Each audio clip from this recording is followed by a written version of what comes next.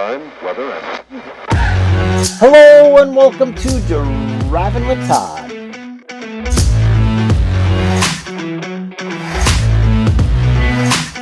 And I'm Todd.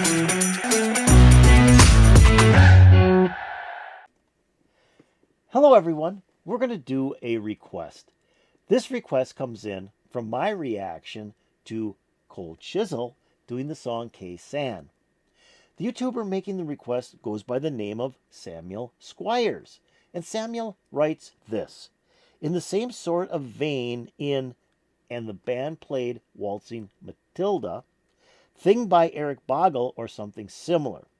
But though it's obviously Australian, I think the Pogues did the best version. Irish lads from England. That version has more character and doesn't tell you how to feel about it at all. And I thought, yeah, I haven't heard And the Band Played Waltzing Matilda by the Pogues in ages. So it's like, I'm ready to hear that song. But what about the song? Well, And the Band Played Waltzing Matilda was written in 1971 by a Scottish-born Australian singer-songwriter by the name of Eric Bogle, just as Samuel had mentioned. The song is about the Gallipoli campaign during World War I and a soldier who was maimed in that fighting. If you want to know more about Gallipoli, check it out on the internet. There's some good movies about it and so on and so forth. Well, Eric wasn't the first one to actually record his own song. He didn't record it until 1980. The first person to record this was a gentleman by the name of John Curry, who recorded and released it in 1975. Well, the Pogues, a band from London, recorded it as the B-side to their first single on Stiff Records. And that single that they recorded it for was The Dark Streets of London, which they released in 1984. That version is about 4.5 minutes long. Well, in 1985, they recorded an album called Rum, Sodomy, and the Lash. Great album. Just a fantastic album. But they totally re-recorded the song, and it's about twice as long as the single version that they had recorded in 1984. And the other cool thing about this, it's produced by Elvis Costello. The lead singer is a person by the name of Shane MacGowan, and he was one of the key people to form the Pogues. And he's got a unique voice. It sounds like he's not with it all the time, but he does a fantastic job on this song. So let's sit back and listen to the Pogues do this great Australian song called And the Band Played Waltzing Matilda.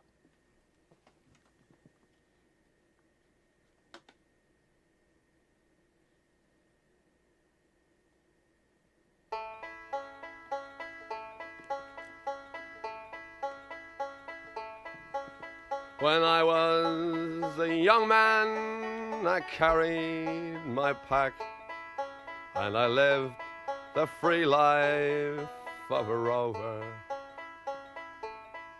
From the Murray's green basin to the dusty outback, I waltzed my Matilda all over. Then in 1915, my country said, son, it's time to stop rambling, 'cause there's work to be done. So they gave me a tin hat and they gave me a gun, and they sent me away to the war. And the band played Waltzing Matilda as we sailed away from the quay. And amidst all the tears and the shouts and the cheers, we sailed off for Gallipoli. Okay, just stop it right here a minute. I love how this starts with just the banjo.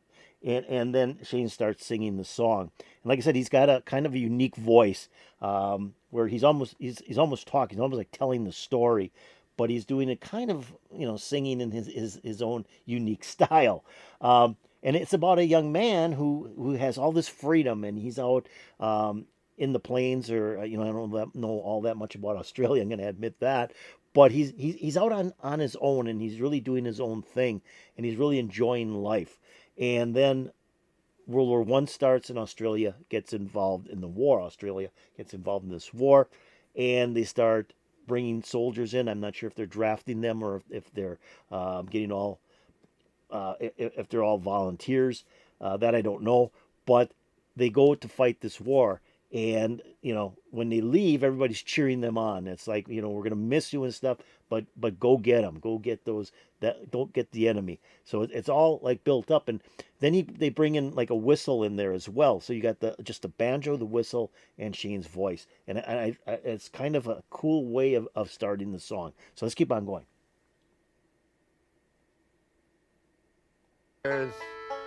We sailed off for Gallipoli.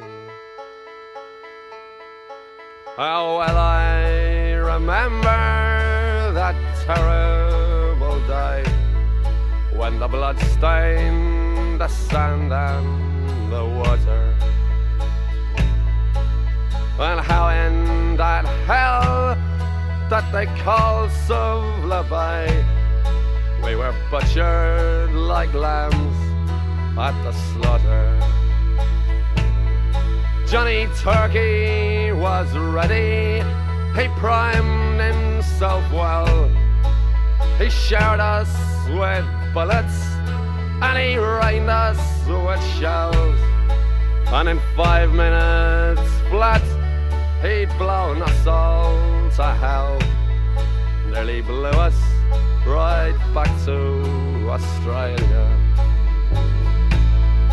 And the band played Waltzing Matilda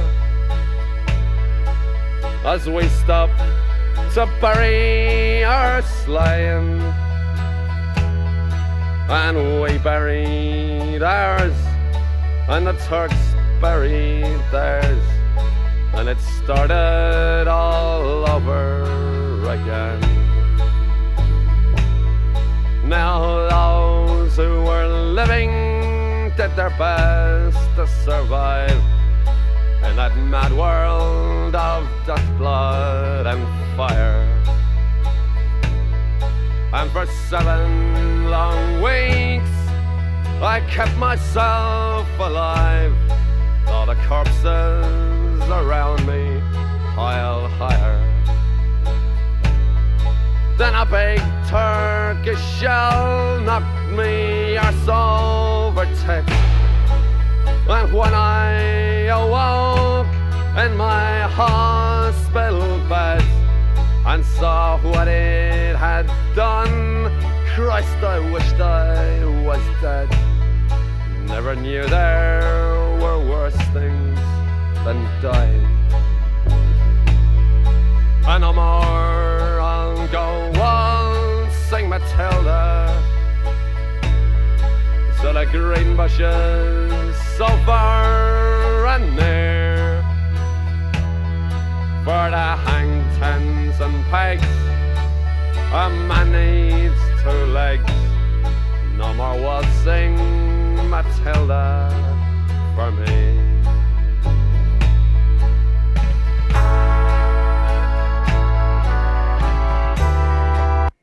Okay, stop it again real quickly here. So as you can hear in the song, the main character of the song is fighting, and he was happy to keep himself alive for as many weeks as he could until a shell blew up near him, and he ended up in a hospital bed, and they had to remove his legs, which was very common to remove limbs and if they were damaged, because they didn't have the technology to heal like they do today.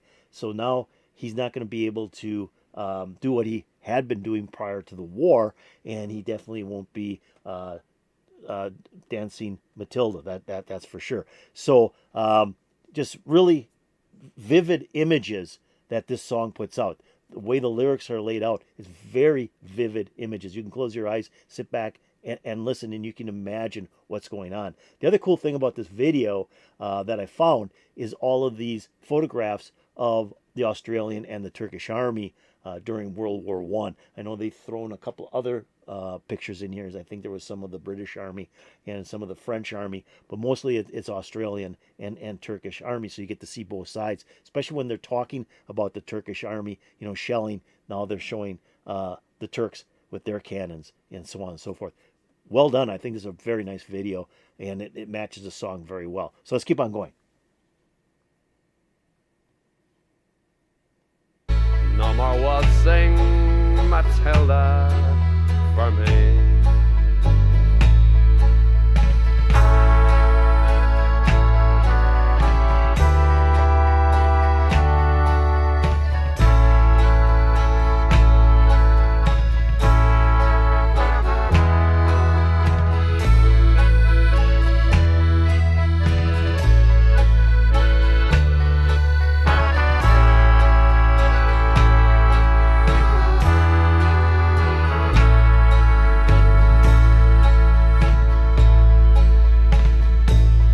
So they collected the cripples, the wounded and maimed, and they shipped us back home to Australia.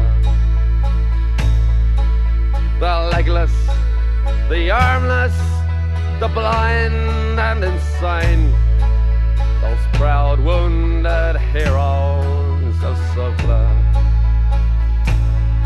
And as our ship pulled into Circular Quay, I looked at the place where me legs used to be, and thank Christ there was nobody waiting for me to grieve and to mourn and to pity.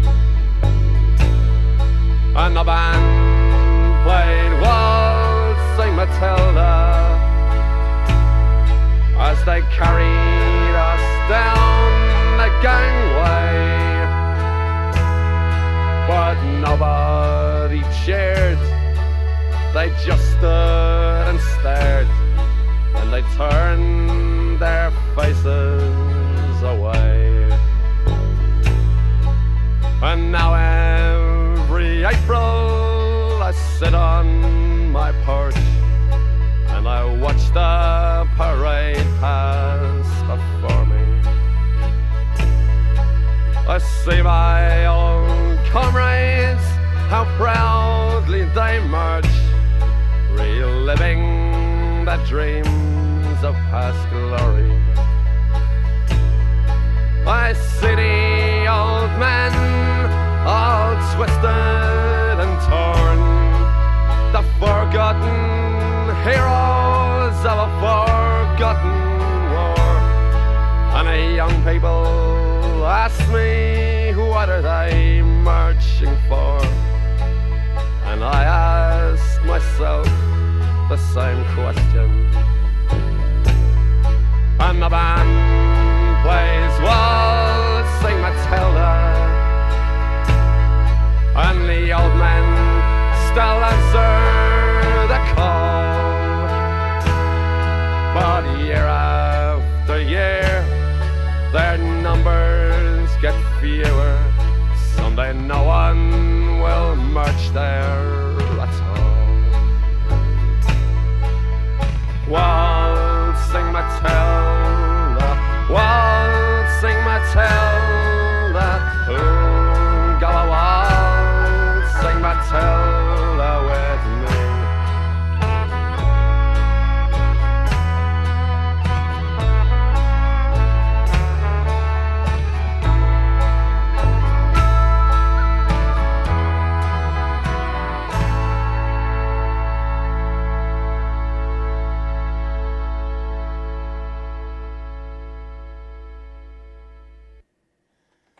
Great version of that song. That is just a powerful, powerful song. But this is a powerful, powerful version as well. I like the way he tells the story, and you can hear every word of the lyrics coming from Shane's voice. And then the way they built up the instruments as well. Like I said, they started out with the banjo. They brought a whistle in. Then they brought like bass guitar and drum, a little bit heavier. Then they brought some horns in.